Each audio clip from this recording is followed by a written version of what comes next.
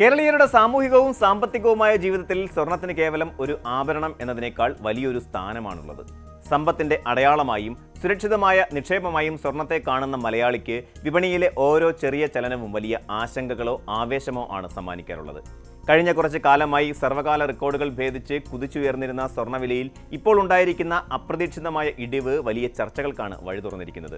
പവന് 1,20,000 രൂപയും കടന്ന് മുന്നേറിയ സ്വർണ്ണവില പെട്ടെന്നൊരു ദിവസം താഴേക്ക് പതിക്കുമ്പോൾ അതിനു പിന്നിലെ അന്താരാഷ്ട്രവും രാഷ്ട്രീയവുമായ സാമ്പത്തികവുമായ കാരണങ്ങൾ എന്തൊക്കെയാണെന്ന് നമുക്കൊന്ന് പരിശോധിക്കാം.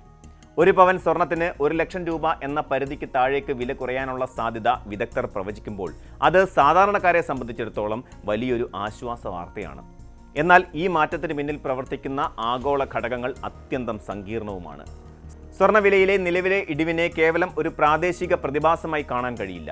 രാജ്യാന്തര വിപണിയിൽ സംഭവിച്ച വലിയ മാറ്റങ്ങളാണ് കേരളത്തിലെ ജ്വല്ലറികളിലും പ്രതിഫലിക്കുന്നത്. ഏതാനും ദിവസങ്ങൾക്ക് മുൻപ്, അതായത് മാർച്ച് 1-ന് കേരളത്തിൽ ഒരു പവൻ സ്വർണത്തിന് 1,26,920 രൂപ എന്ന റെക്കോർഡ് വിലയായിരുന്നു രേഖപ്പെടുത്തിയിരുന്നത്.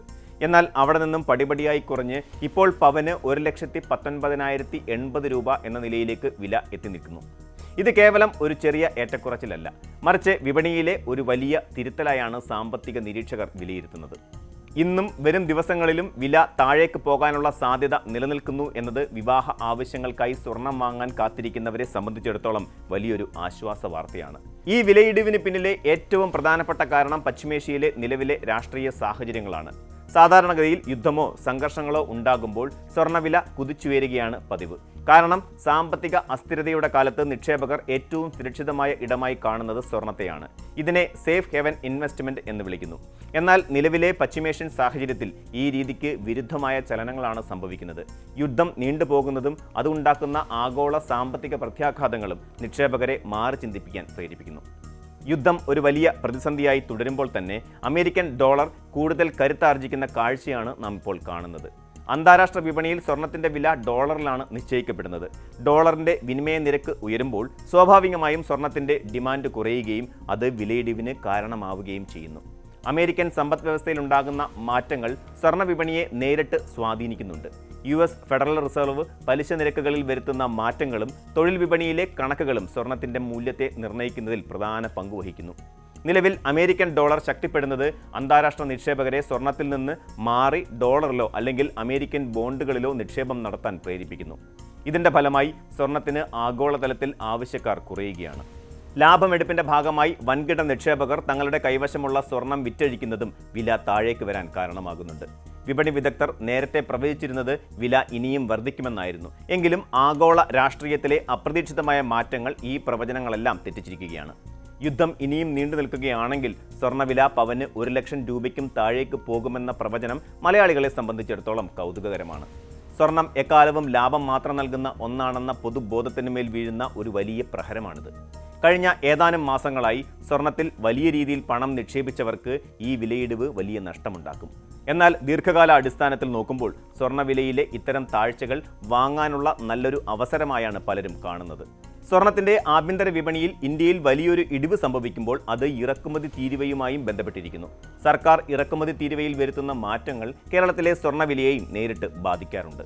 സ്വർണ്ണ വിപണിയിലെ ഈ അസ്ഥിരത ഒരു പാഠം കൂടിയാണ്. വിപണിയിലെ ഒരു നിക്ഷേപവും പൂർണ്ണമായും സുരക്ഷിതമല്ലെന്നും ആഗോള സാഹചര്യങ്ങൾക്കനുസരിച്ച് അവയിൽ മാറ്റങ്ങൾ വരുമെന്നും ഇത് തെളിയിക്കുന്നു.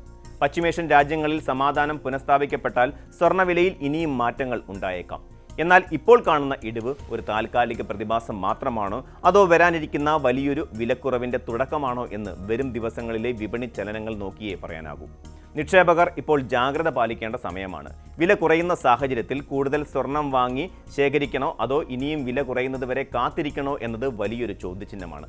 സാധാരണക്കാരായ ഉപഭോക്താക്കളെ സംബന്ധിച്ചിടത്തോളം ഈ വിലക്കുറവ് വിവാഹ ആവശ്യങ്ങൾക്കും മറ്റും സ്വർണം വാങ്ങാൻ അനുയോജ്യമായ സമയമാണ്. മാർച്ച് മാസത്തിന്റെ തുടക്കത്തിലുണ്ടായിരുന്ന വിലയുമായി താരതമ്യം ചെയ്യുമ്പോൾ പവന് 8,000-ലധികം രൂപയുടെ കുറവാണ് ഇപ്പോൾ ഉണ്ടായിരിക്കുന്നത്. ഇത് ഒരു ശരാശരി കുടുംബത്തെ സംബന്ധിച്ചിടത്തോളം വലിയൊരു തുകയാണ്. എന്നാൽ വിപണിയിലെ വിദഗ്ധർ നൽകുന്ന സൂചനയും വരും ദിവസങ്ങളിലും ഈ പ്രവണത തുടരുമെന്ന് തന്നെയാണ്. രാജ്യാന്തര വിപണിയിൽ സ്വർണത്തിന് നേരിട്ട തിരിച്ചടി ഉടനെ പരിഹരിക്കപ്പെടാൻ സാധ്യതയില്ല എന്നതും ഡോളർ കൂടുതൽ ശക്തമായി തുടരുന്നു എന്നതും വിലയിടിവ് തുടരുമെന്ന സൂചനയാണ് നൽകുന്നത്. ചുരുക്കത്തിൽ ആഗോള രാഷ്ട്രീയവും സാമ്പത്തിക ശക്തികളും തമ്മിലുള്ള വടംവലിയിൽ സ്വർണ്ണവില ഒരു വലിയ അസ്ഥിരതയിലൂടെയാണ് കടന്നുപോകുന്നത്. പശ്ചിമേഷ്യയിലെ യുദ്ധം ലോകക്രമത്തെ തന്നെ മാറ്റിമറിക്കുമ്പോൾ അതിന്റെ പ്രതിഫലനങ്ങൾ കേരളത്തിലെ സാധാരണക്കാരന്റെ പോക്കറ്റിലും അനുഭവപ്പെടുന്നു. സ്വർണ്ണവില 1,00,000-ന് താഴേക്ക് വരുമോ എന്നത് ഒരു വലിയ പ്രതീക്ഷയായും ആശങ്കയായും അങ്ങനെ നിലനിൽക്കുന്നു. ഏതായാലും വരും ദിവസങ്ങളിൽ സ്വർണ്ണവിപണി കൂടുതൽ നാടകീയമായ മാറ്റങ്ങൾക്ക് സാക്ഷ്യം വഹിക്കുമെന്ന് ഉറപ്പാണ്. നിക്ഷേപകർക്കും ഉപഭോക്താക്കൾക്കും ഒരുപോലെ ശ്രദ്ധയോടെ നിരീക്ഷിക്കേണ്ട കാലമാണിത്. കൂടുതൽ വാർത്തകൾക്ക് news 18 Keralam YouTube channel subscribe ചെയ്യുക.